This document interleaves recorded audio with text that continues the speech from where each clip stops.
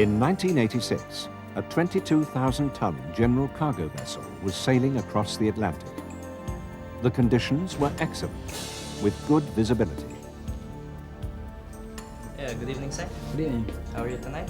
I'm all right. Yeah. Right now we are on course 081 through 081, right? speed about 15 knots, and next alteration will be 2007. 2007. Yeah, everything is quiet. Everything's quiet. Maybe. Yeah. Till the old man comes up. So I think it's all yours. See you. Thank you. See you. And say, Yes, sir. take the wheel. Port 10. Port 10, Stay 068. 068. Yeah, that's right.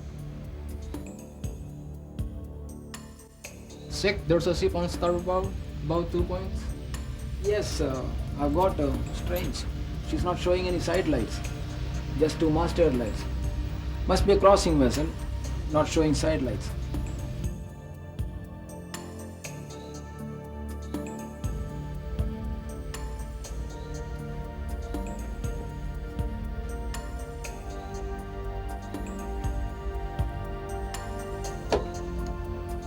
Vessel on my starboard bow. This is the eastbound vessel calling. Do you read me over? When the third officer realized that there was a potential problem and he could find no way to get the approaching ship's attention, he put his ship into the hand steering mode and ordered 10 degrees starboard helm. As his ship was turning to starboard, the approaching vessel altered its course to port, so increasing the risk of collision. He then ordered the helm hard to port. Get the captain right away. We got a hell of a lot of problem. With the ship turning to port, the approaching vessel altered her direction to starboard, so closing on her. This led directly to a collision where the cargo vessel was badly holed, causing an impossible situation with no hope of rectification. It took 12 hours for the ship finally to sink. I just repeat to you that we are holding you and your vessel fully responsible for the collision that occurred last night. Do you copy?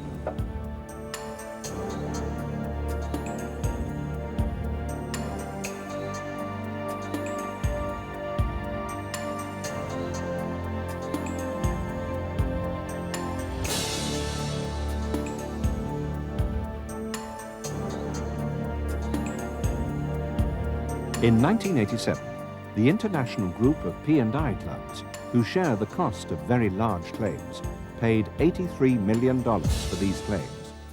By 1990, this figure had reached almost $300 million and has since improved.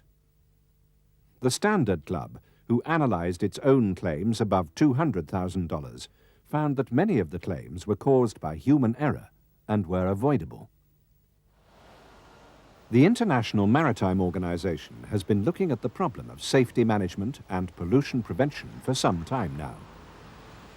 Following the principles mapped out in ISO 9002, they have developed the Safety Management Code, which sets out procedures and requirements for shipboard management. During a conference in 1994, the code became part of the SOLAS Convention and will apply to all shipping lines and be enforced by the various port and flag states.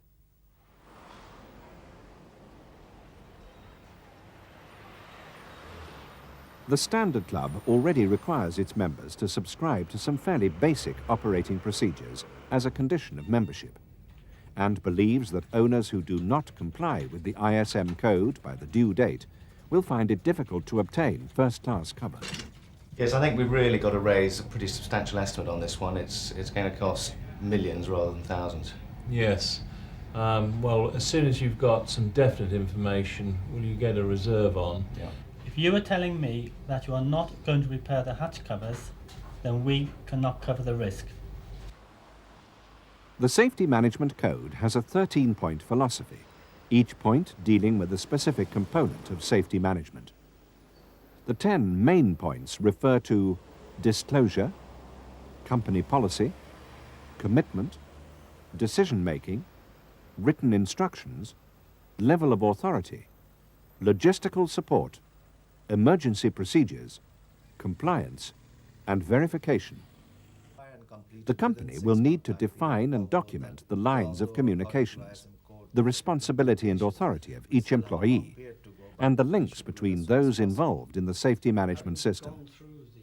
But the project will fail without enthusiasm from all staff, both ashore and afloat, and full commitment from the top. You will need to assign sufficient resources to develop both manuals and procedures. What we have developed over the years. The code requires the appointment of a shore-based designated person. He'll be responsible for running the management system and will be the direct link between ship and shore. He must have the independence and authority to report deficiencies to the highest level of management. Safety must never be compromised, Captain. He will need to explain to the shore staff and to the ship's senior officers the new procedures. And when these are up and running, audit them and listen to and sort out any problems. The overall company policy document will have to be broken down to show what the individual shipboard crew members' responsibilities are and how they should safely be carried out.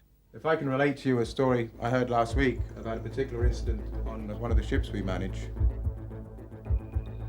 The safety management system will involve developing on-board procedures and training for safe working and pollution prevention. These procedures may be more bureaucratic than current practice and, for example, require approval by a supervisor before working, but are designed to reduce or even eliminate accidents caused by human error.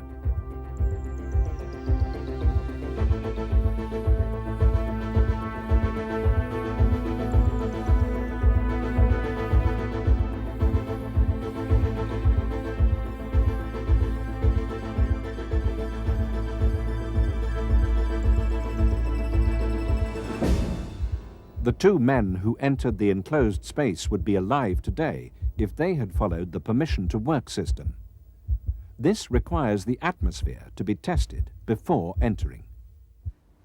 For the safety management system to work, all crew members must be aware that their individual contribution makes the difference between success and failure.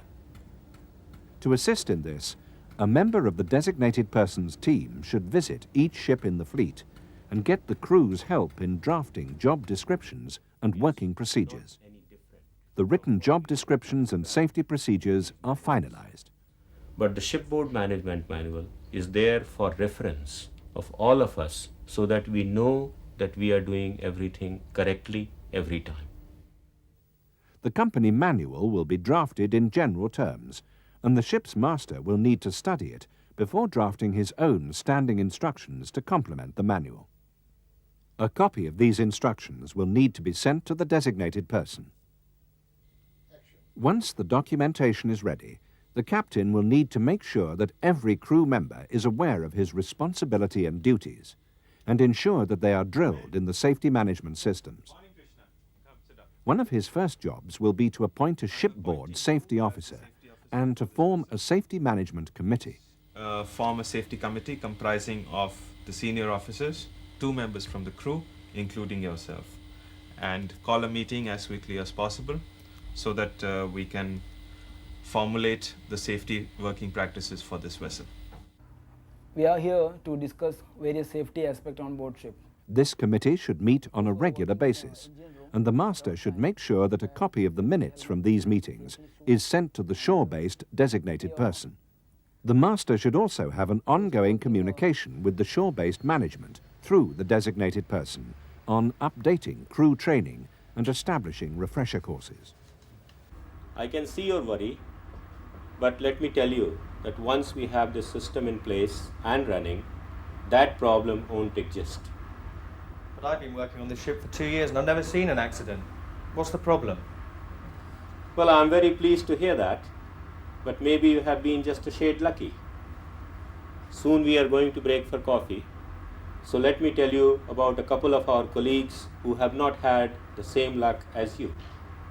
John was an engineer working for one of the larger shipping lines. His future was as secure as anyone's can be these days. And he was relaxed in his work, perhaps too relaxed. Too relaxed? That's a laugh. Let me tell you what happened. We'd had an engine failure while we were in a busy shipping lane. To sort it out, we needed a part making, but in a hurry. The chief was going spare and the bridge were well and truly on his back. I always regarded it as my personal lathe, so I got a piece of metal and started to cut it to size. It's a job I'd done thousands of times with no problem. No problem. No goggles. Now no sight. Bloody stupid. Ray was also a seaman and sort of prided himself on the speed that he could get the freight loaded. It didn't matter to him what sort of cargo, it was all the same to him, and he had adapted his part of the procedure to suit himself. It's easy to be smart after the event, sitting in some nice cozy warm office. But you get out there and try it. You'll find everyone takes chances. I was just unlucky. The boss had told us that we'd only got a couple of hours to clear everything, or else we'd miss the tide and have to stay in that poxy place for another night. No way, mate. So I took down the safety rail that was getting in the way. And it was all going fine until that prick on the crane started to think for himself. No one told him to bring on that piece of equipment. No one was watching. So he knocked me down into the hold and lowered the bloody thing on top of me.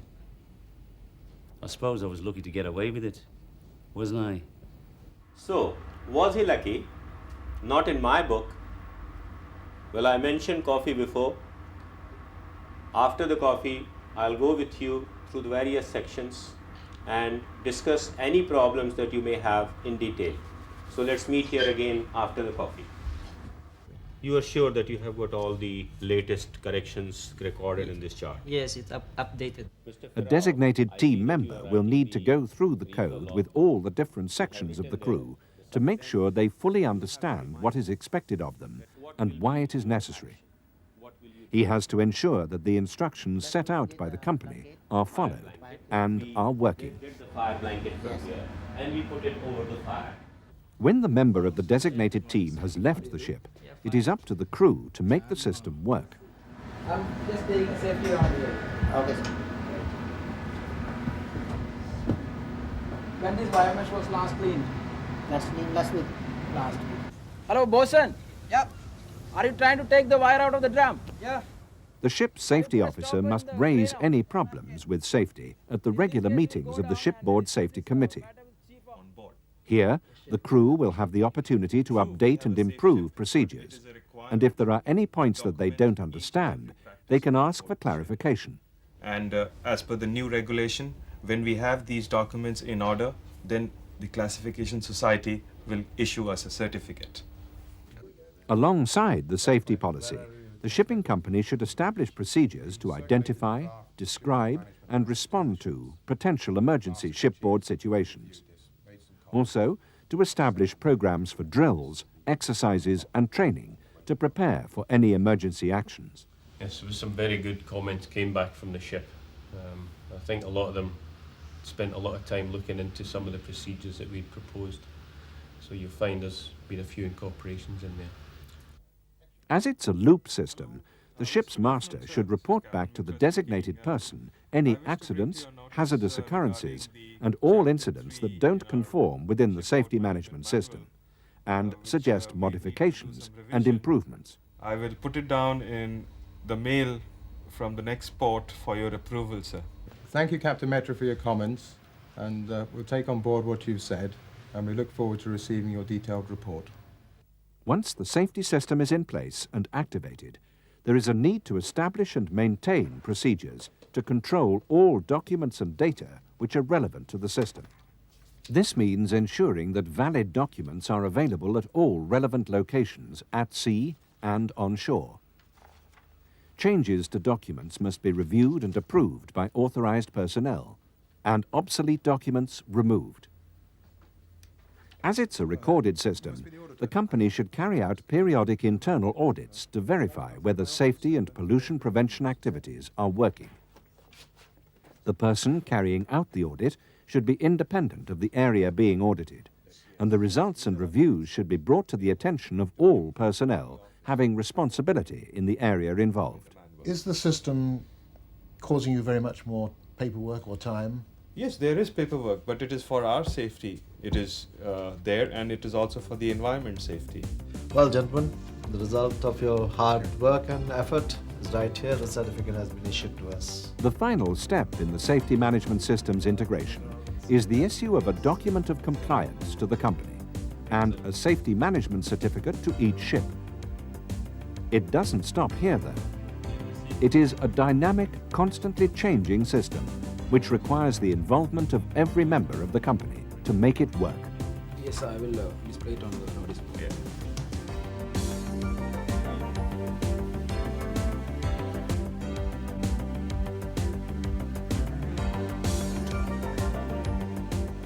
Safety is the collective responsibility of all persons on board the ship, and not just the chief officer and the master.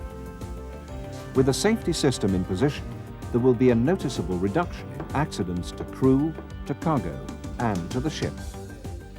The aim of the ISM code is to ensure that all shipping companies have in place an effective safety management system.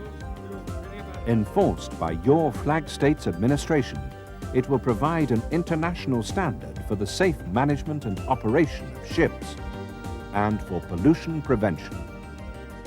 As with any system, though, if it's adapted to suit an individual's needs, and if just lip service is paid to its application, then there's still a chance of things going wrong.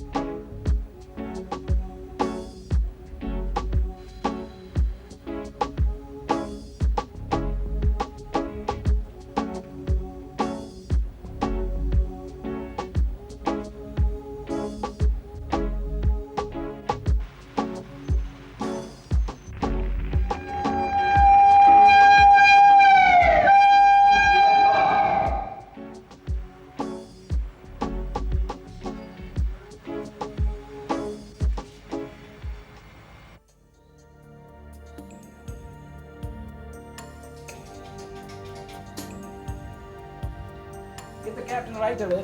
We got a hell of a lot of problem.